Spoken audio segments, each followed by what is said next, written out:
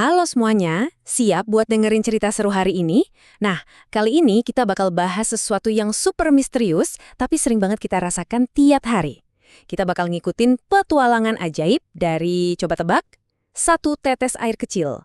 Yap, benar banget, cuma satu tetes air.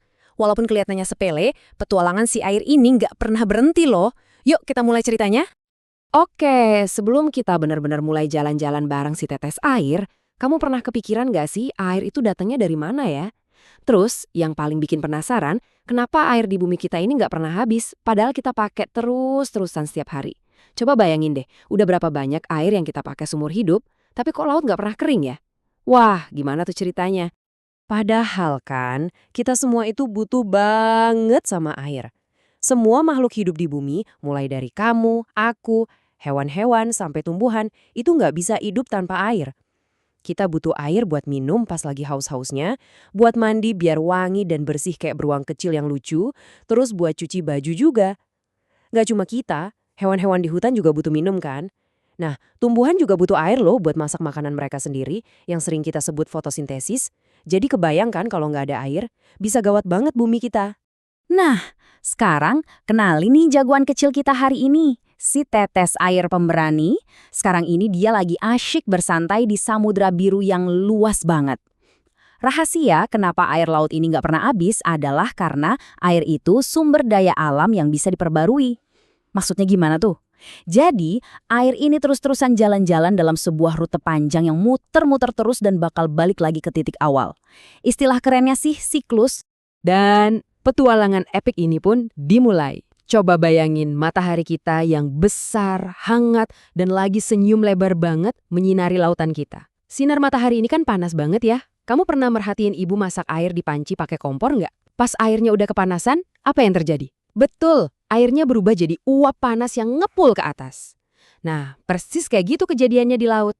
Panas matahari bikin si tetes air kita ngerasa kepanasan dan berubah wujud jadi uap yang nggak kelihatan sama mata kita. Proses sulap ini punya nama ilmiah yaitu evaporasi atau bahasa gampangnya penguapan. Namanya emang kedengaran agak ribet kayak kata sandi rahasia ya, tapi sebenarnya gampang banget kok buat diingat. Evaporasi itu terjadi pas si tetes air kita ngerasa terlalu hangat, terus badannya jadi super ringan mengapung dan akhirnya terbang tinggi melayang ke atas langit kayak balon udara yang nggak kelihatan. Seru banget kan? Tapi, ternyata bukan cuma air laut loh yang bisa main trik terbang ini. Selain evaporasi dari air laut atau sungai, ada juga yang namanya transpirasi. Wah, apalagi tuh? Gini deh, kalau kamu habis lari-larian atau olahraga pasti keringetan kan? Nah, percaya nggak? Pepohonan dan tumbuhan di sekitar kita itu juga bisa keringetan loh. Mereka ngelepasin titik-titik air kecil dari daunnya ke udara. Jadi tetes air dari laut dan tetes air dari pohon semuanya bareng-bareng melayang terbang ke langit. Terus, makin tinggi si tetes air kita terbang ke atas awan sana, suasananya ternyata beda banget sama di bawah. Awalnya dia naik pelan-pelan, tapi kok di atas sana kerasa dingin banget ya? Jagoan kita mulai menggigil kedinginan nih. Karena super dingin, dia langsung nyari teman-temannya sesama uap air, terus mereka ngumpul deket-deketan, dan akhirnya membentuk gumpalan awan yang gelap. Momen kedinginan ini juga punya nama keren, yaitu kondensasi atau pengembunan. Gampangnya, ini kebalikannya dari evaporasi tadi.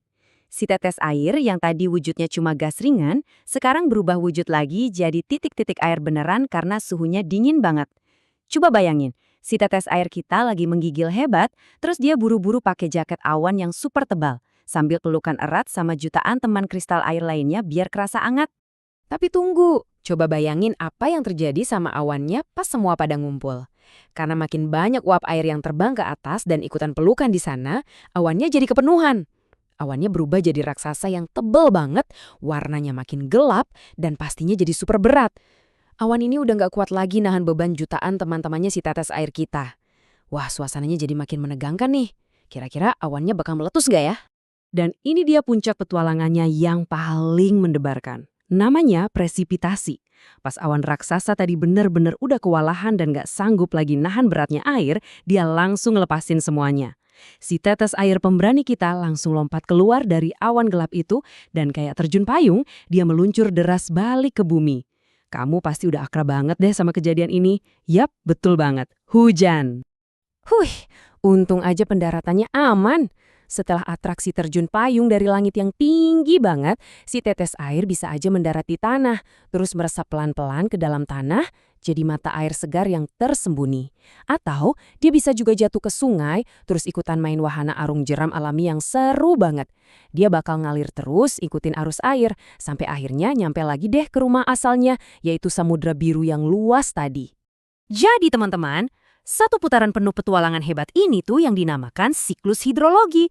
Mulai dari panas matahari yang manasin air, terus airnya menguap ke atas alias evaporasi, lalu di atas kedinginan dan ngebentuk awan yang kita sebut kondensasi, terus turun lagi ke bumi sebagai hujan lewat proses presipitasi, dan akhirnya ngalir lagi balik ke laut.